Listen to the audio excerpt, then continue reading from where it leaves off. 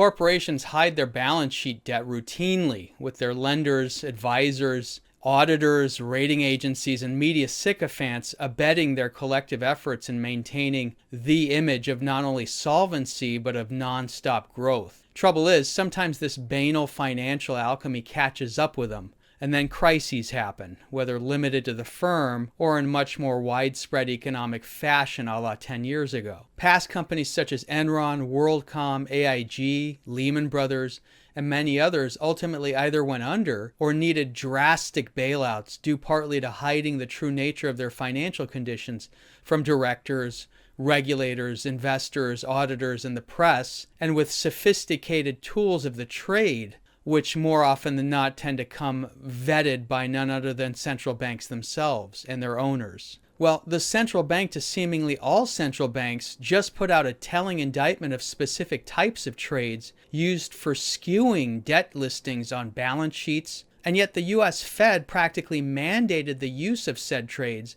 for supposedly prescribing liquidity efforts in the years following the 2008 financial crisis.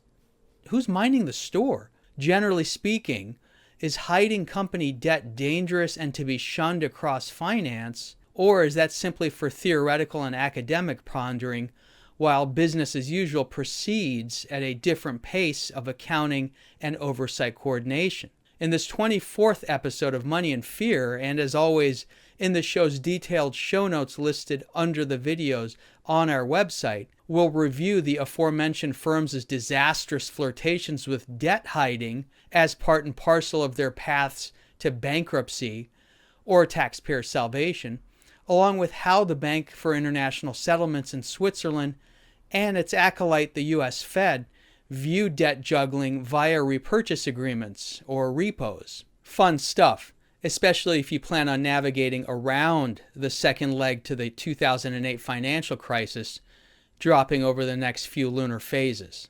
If you're not a Newsbud member yet, please join and tell others. It costs practically nothing, and yet it gives you information you're not supposed to know, thus empowering you to stay ahead of the herd and think like these financial alchemists and just plain rotten grifters think. The time is now to support independent, nonpartisan media, so please consider joining the worldwide Newsbud community today and tell other genuinely curious friends and family out there as well. Thank you.